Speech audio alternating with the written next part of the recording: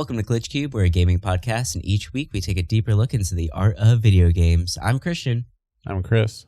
Before we start this episode, I just want to give a quick little notice or apology or whatever for my voice this time around. The last episode, it was a little tweaked as well, but this one's feels a little bit worse. A little under the weather, you guys, but I'm feeling fine. Don't worry. It's not COVID or anything like that. I've been tested. Just a little sick. That's all. So you might hear a little bit of scratchy throat throughout this episode. But anyway, going into this, before we actually start and jump into the topic for today's episode, I just want to continue on with this little segment we're doing where we kind of plug things that we are enjoying just to spread the joy out there in this world. And the first thing I actually wanted to plug, just to it also times this as well, but if you have HBO Max, make sure to check out the new Godzilla movie. It just released today, and it is available for the entire month of April, so it's actually really exciting. So if you haven't checked it out, or if you just want to get HBO for a week just to watch that, please do so. I really been wanting to see it. I actually didn't realize. I thought it was out already for a while. That's why I was like, it just came out. Oh, wow. Yeah. By the time this episode comes out, it'll be out for 2 weeks. But yeah. But no, it's out right now, and it's really cool what HBO is doing, where they have basically movies that would be out in the theaters. They have them available for about a month on their streaming streaming service. Mm-hmm. So it's actually really cool. The Mortal Kombat is going to be coming out in a week too, so that should be really fun. Yeah, that's what I really want to see. Yeah, I'm looking forward to these guys. So it should be pretty cool. Do you have anything that you want to celebrate right now? I've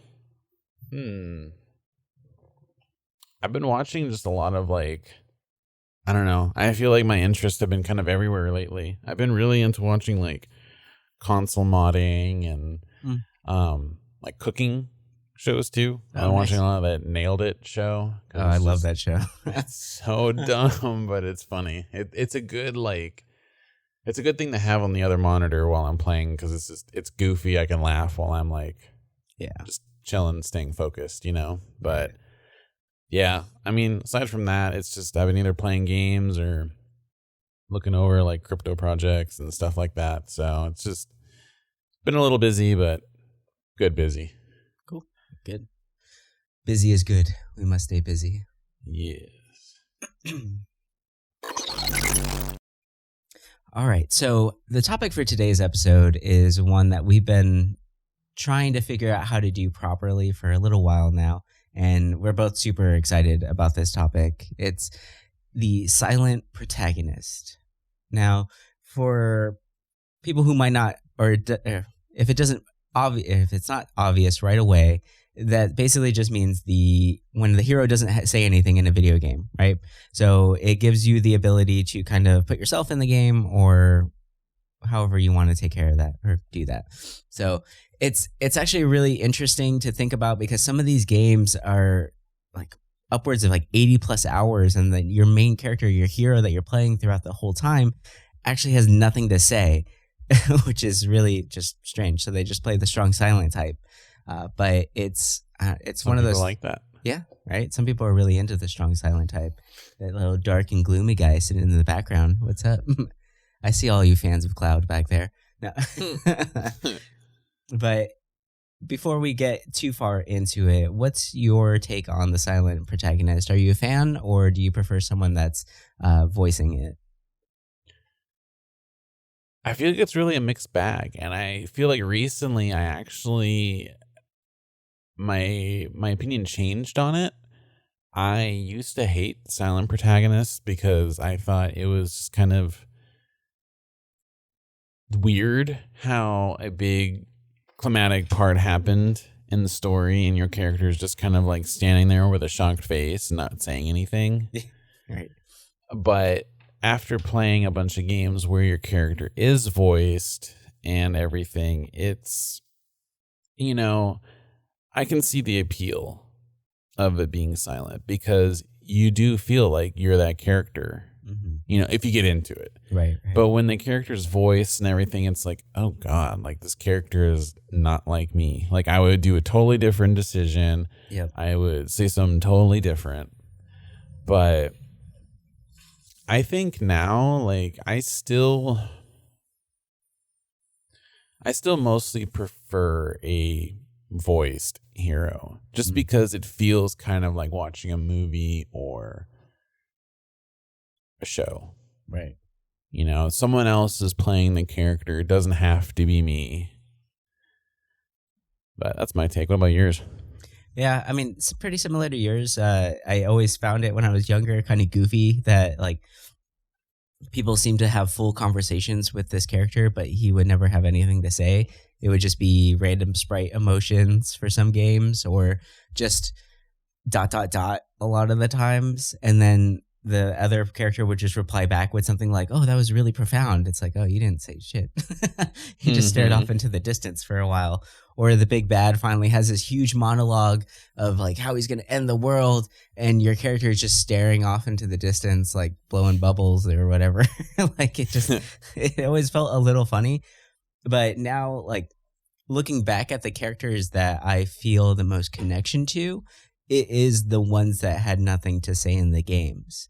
And I growing up, I didn't really think about it too much, but now like looking back and being a little bit more retrospective on these ideas, I'm realizing that was on purpose to then put me in, or to put my own mindset into that player, right? To make it feel like my decisions mattered a little bit more because I wasn't just playing a story that like watching a story unfold in front of me.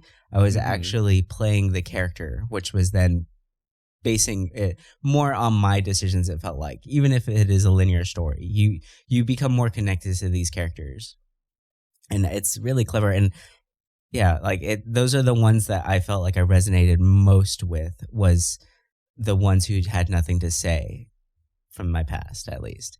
Whereas like then you kind of fall into that trope of like with the voiced heroes, like let's say Final Fantasy X with Titus or Titus, however you want to say it. And then you get like his really shitty laugh, that like ridiculous yeah. Or just sometimes that kind of stuff happens. And I feel like it breaks the immersion a little bit whenever a main character does something that you just don't relate to whatsoever. So it's interesting. It's kind of, it really depends on the game. Like if you're going into a game that's like a full big like RPG game, you kind of want to be able to put yourself into it because you're dumping so many hours into it, right? Into this title.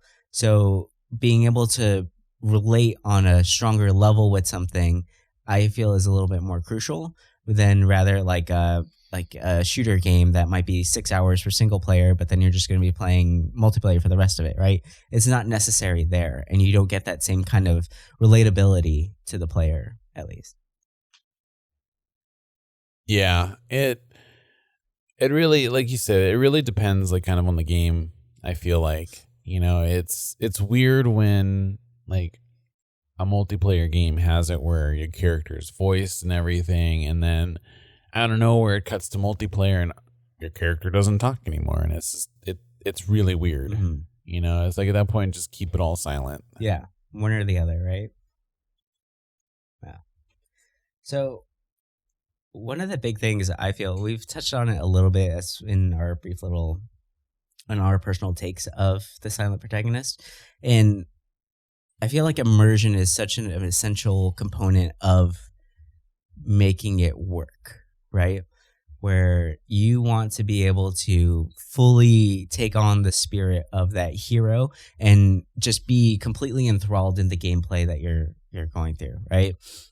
Mm-hmm. So what title stands out to you the most of having a strong example of a silent protagonist? I feel like, to me, like, I mean, I hate to sound like what everyone else would say, but I do feel like Zelda would be kind of like the pinnacle. Yeah, no, of it. I think that's totally fine to bring up something that is like what some people might consider like the obvious answer, but like that's the one that would be the most relatable for people, right? I think that I think that would be like the one that, for the most part, is done right, right?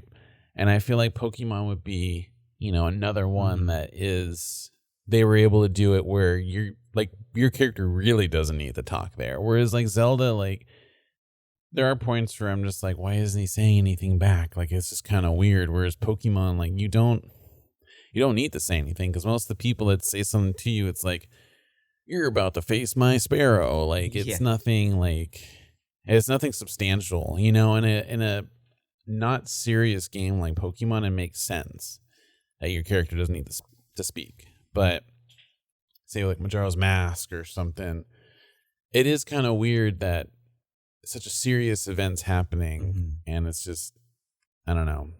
But for me, I think like those two especially. Yeah.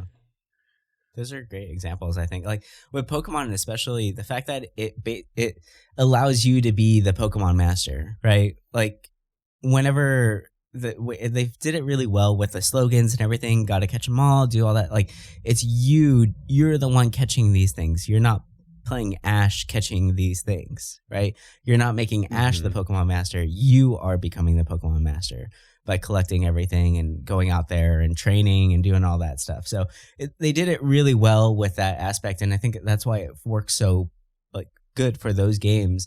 And it can get a little muddy in some RPGs where, like with Link, you definitely feel like he should say something every once in a while, but he just stays quiet throughout everything. Even in Breath of the Wild, like there's so many times, even the flex where you're just sitting there, you're like, you really should be saying something. Like it's strange that you're not actually talking right now, but the dialogue makes it seem like he did say something, and I think that's like kind of the confusing part of it, at least. Yeah, it's kind of like the Dragon Warrior games too. Like they have that going on where like even that's more dialogue heavy, and it feels weird. Yeah, but I feel like because I've played so many of those games, it's just kind of, it would be weird if the character was, talking and joking and all this. Like it's weird, but once you've gotten used to it, it feels weird when you play the other way around. Yeah, no, agreed. And it allows you to really just like impose yourself onto the character.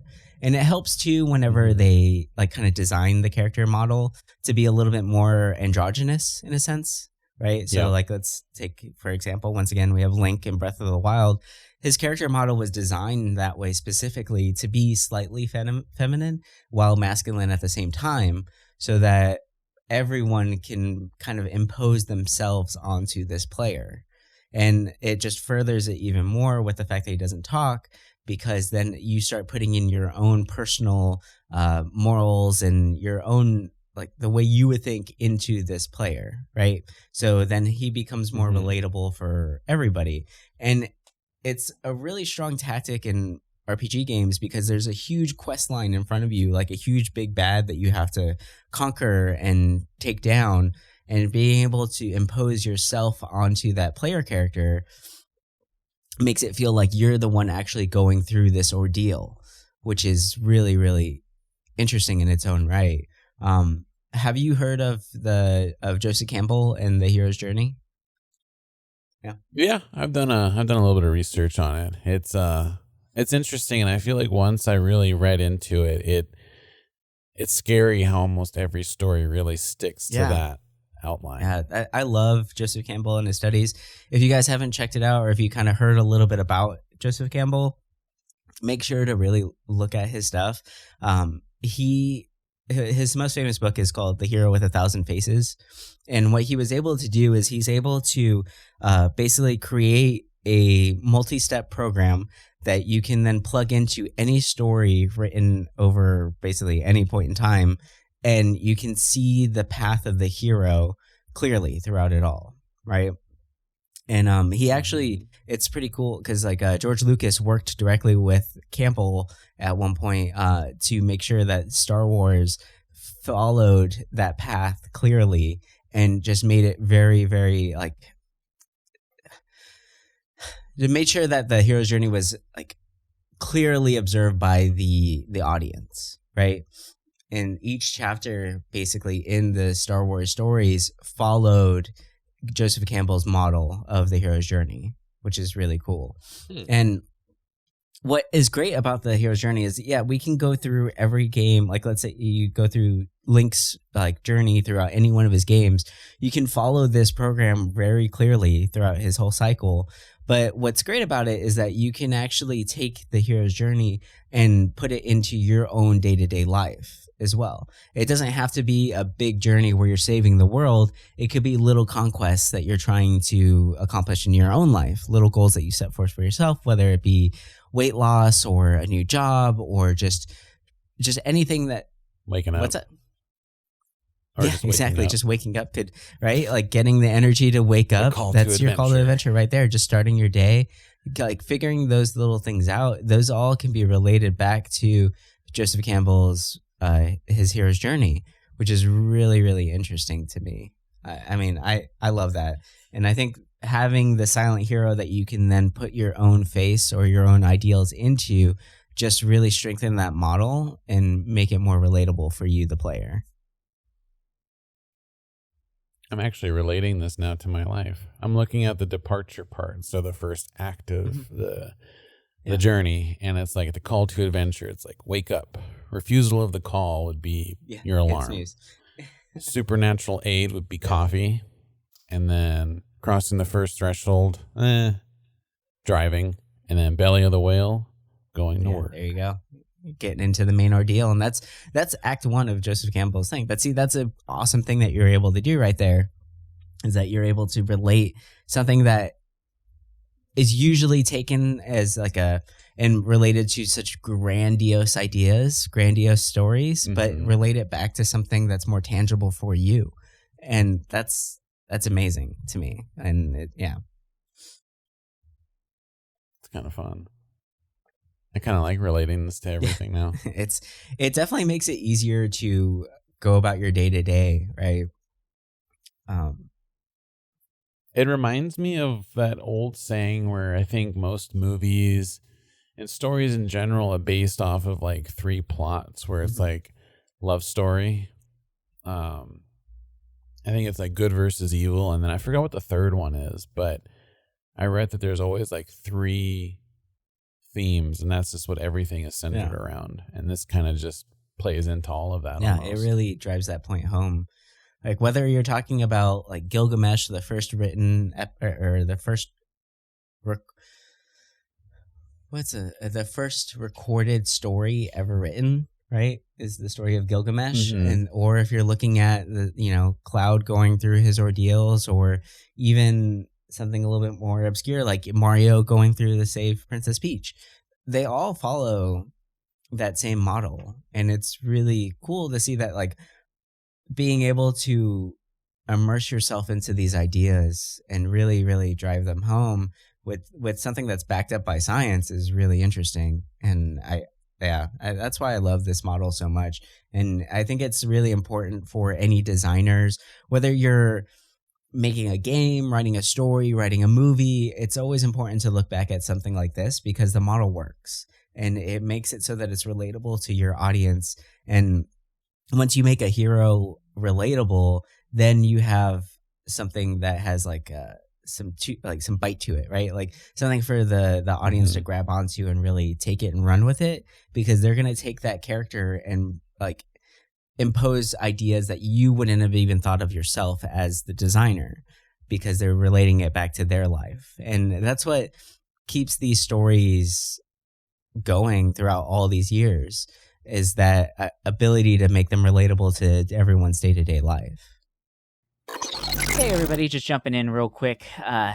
Just want to say, first of all, thank you for continuing listening, and obviously you're enjoying it because you've reached the middle of our episode. But before we continue on, we just wanted to remind you all that if you are truly enjoying what you're hearing and you want to learn some more about us, you can find us on social medias, and we have links in our description, and you can find me and all the drawings that I'm doing on Instagram at Kieran, and that's Keuran. What about you, Chris? You can find me at Sloppy Cube on Instagram. That's Sloppy and Cube at the end of it. I do all retro games or just games in general. So if that's your thing, check me out. You can also message me about ideas and anything because I love talking. Yep. We both really enjoy talking, because we are recording a podcast. So if you want to join in the conversation, please reach out to us on the Discord, and let's get right back into this episode.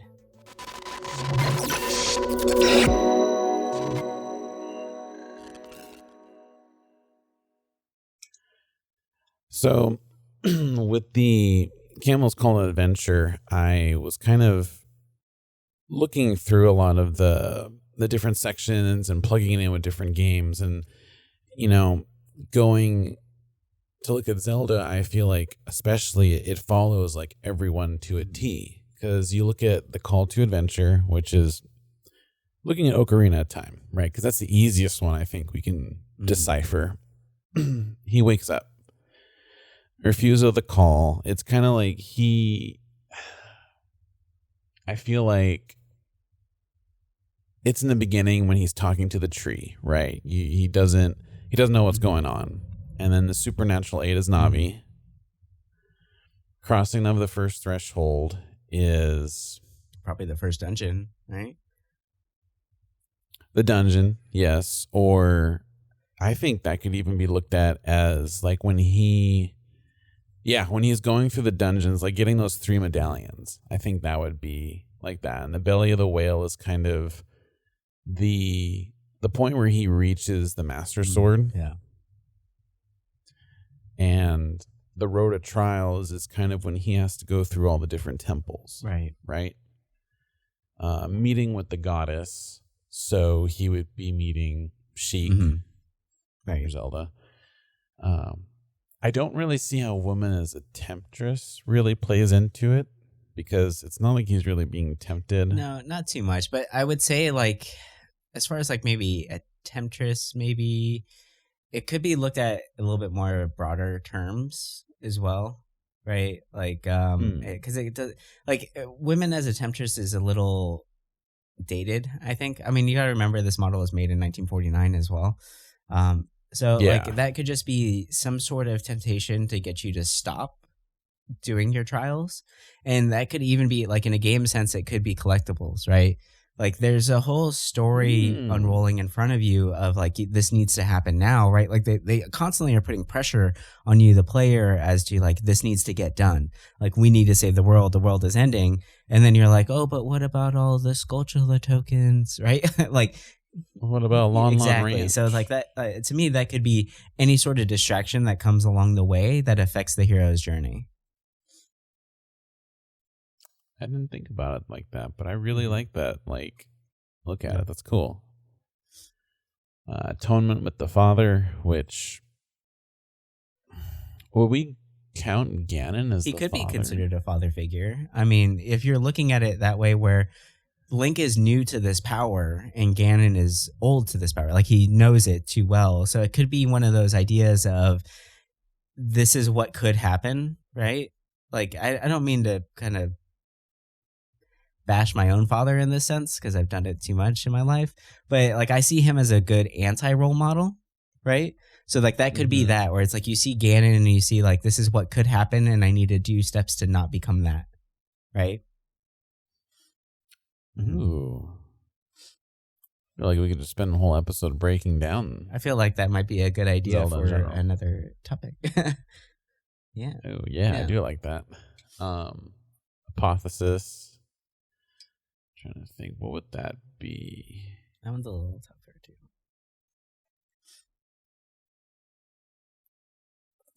I guess like the new knowledge of like, the threat that's happening, right? Oh, that's unfolding, like how, the castle's being destroyed and like the world is like in peril. And then the ultimate boon is having like the fully That's Master Sword all the way, man. Like, all the way, you got your mirror shield, or you're taking on the Elite Four, like trying to look at it that way too. Or I guess like if you want to go back to Pokemon, the ultimate boon would be you just collected all the badges, right? Yeah. Oh, and unlocked your. So the way that this is broken down is in 3 different chapters, and the end of chapter 2 is the ultimate boon, right? And chapter 3 starts the ultimate climax and the ending of the story, right? So in that sense, like let's say Link getting the Master Sword and the Mirror Shield, like everything he needs to get to the last, like to be able to actually fight Ganon, or collecting all 8 badges in Pokemon in order to then tackle the Elite Four. So it's, I would see it like kind of like that as far as the ultimate boon. It's unlocking the ultimate battle in front of you. And then the final chapter. The thing with the return, the chapter, like you were saying, I feel like it's like there's like a lot of these all kind of mixed together, like they're all kind of the same thing, right? So there's refusal of the return, and then there's the magic flight, which I feel like that's such a jump between the two. Yeah, those two can definitely be kind of intertwined, or one or the other kind of thing, right? Or like let's say with the refusal of the return, the big component of that is becoming complacent in the new area that you're at, right? Or kind of giving up on the journey in that sense, where you've reached this apex and you're just like, I'm done. Like, I just can't do this anymore, right? It would be almost like with Iron Man going and just saying like, well, fuck it, I'm just going to go drink now, right? Like, I'm done saving you guys. That's basically it, right? It's like, I'm done. I can't do this anymore. But then you get pulled back into it where it's like, no, I do have stuff to do. I'm still not done here. I need to continue moving on, right?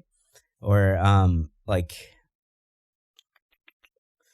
with the magic flight, I guess what you could say, like you can, for some of these, I guess you could pick one or the other, but they do have some sort of relatability with each of them. Yeah. Yeah, no, I get it. Because now I'm thinking about this like Star Wars. So it's like, it's making sense now. Putting like how you were going back to what you were saying with like Lucas and all of them. I can see it unfolding too. Yeah. Oh, this is wild. Yeah. Like even whenever, let's say Luke Skywalker, learns that he's a Jedi, he's learning all those abilities, and like the magic flight could even be like whenever he's in that final cave, right, and he fights his alter ego, his ultimate evil, and it's the personification of Darth Vader himself. So like he's trying to escape with that boon, like he needs to continue his journey with this new power that he has in him, right? So that's kind of where the magic flight might be able to come in. It's interesting, that's for sure. But all this is basically the return is kind of just coming back to your status quo, right? Because the whole hero's journey goes into a full circle where like you basically end up right where you left off, which is kind of cool to think about too with the Zelda series as well, because every Zelda series starts out with him in his main little like hometown, right?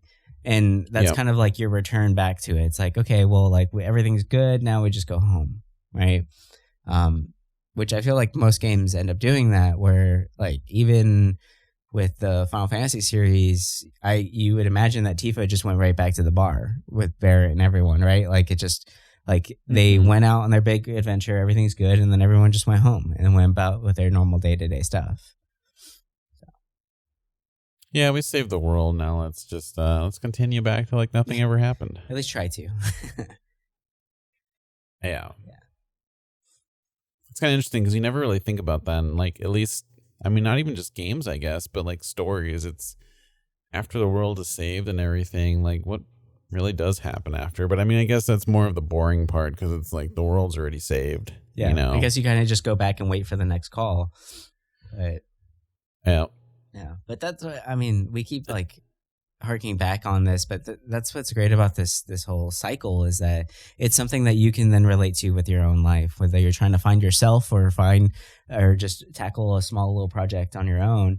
There's ways to relate it back to this where you feel like a hero going on your own journey. You can be your own hero of light And I think that's why most games even just have it where the main characters don't say anything, because you become that hero. You have accomplished this goal. And that's one of the big things I love about video games, is that even though, yes, it is just a game and you can't really like take these accomplishments with you, you get that confidence boost in you. Like, even if it's minor, right? Like, it's that inner idea of like finding the right way to handle things, or just learning how to be a better person through gaming is possible if you look at it in the right light, right? Where I was a hero of light, or like that's where like I love seeing like even workout videos where people are like wearing Goku attire, and it's because they feel strong like Goku. Like they're trying to get over 9,000 power, because it's funny, but it's something to relate back to as far as a reference point, right? And seeing those characters go through these massive ordeals, you feel like you have the confidence to then tackle the small goals that you have put in front of you, and you become that hero. I mean, it's true. I mean, you can personify any character in anything and be like, well, I could put myself as that, right? And you could just totally change, like, kind of how, instead of you fighting the end of the world, it's just you taking on like your own, mental health or your physical health. It's you can create that challenge. It's wild, but I mean, it's an interesting way of looking at things, and I feel like I've kind of taken that mentality on like past few years, and it's actually kind of like, I don't know, it sounds goofy and not serious, but it actually, I don't know, I feel like it's kind of helped. It's weird.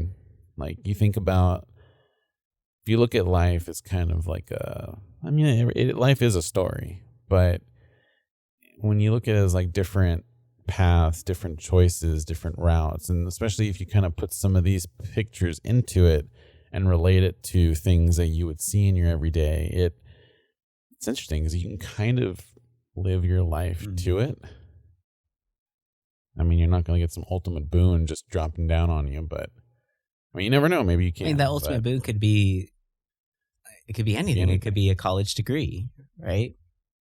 Like, if you want to look at it that way, if your goal was to get a better job and you're going through school to then get that better job, your boon or your little token that you take with you could be your diploma. That's like your little keepsake that you get to know that, like, I do have the ability to do this now. It just depends on how you approach the problem. True. I like that. Okay, so I know we went over quite a few different topics here, and it's a little bit of a broad generalization of things, and we really wanted to touch bases on this topic so then we could kind of open the doors for future discussions. It's a very interesting idea to have a silent protagonist and be able to fully immerse yourself into these stories and then be able to kind of relate them back to your day-to-day life. And I think that's something that our channel has been really trying to push forward when it comes to mental strength and things like that, right? So we are constantly looking at games in a different light, whereas it's not just something that we use for entertainment purposes, but rather something to help our everyday lives, right? Being able to take the journey that Mario goes through to save his princess and bring it back to something like weight loss or mental strength or just tackling depression is what we really have been trying to hit on throughout all these episodes, it feels like. And it's something that we really hold near and dear to our own hearts because games have helped us out tremendously throughout our own personal ordeals. So the goal is that we're just trying to share that experience with you, the listener, so that you can then take those tools and better yourselves and better your lives. And I feel like one important aspect of that is looking at games like Zelda and Link and finding these relatable characters that don't have anything to say, but allow you to become that hero of light, that allow you to become the hero of time, to allow you to be Jumpman. They allow you to just be the hero of your own personal story. And that's what silent protagonists do. They make you the hero, they give you that strength, that power to then tackle everything that you're going through in your own day-to-day life. And that's everything right there. That's it. That's everything. But yeah, I think that's going to do it for us this week. Thank you guys so much for listening. And once again, if you can, please share this with a friend, because that's the best way for us to get out there is through word of mouth. If you have a moment or two, just make sure to rate and review us on whatever device or that you're listening to us. Apple Podcasts is a great one to get some ratings in there so that we can gain a better audience and reach, make a bigger community for you guys, because we want to make sure that we are always there for you and we keep building this community stronger and stronger. So once again, thank you for listening, and bye. Bye.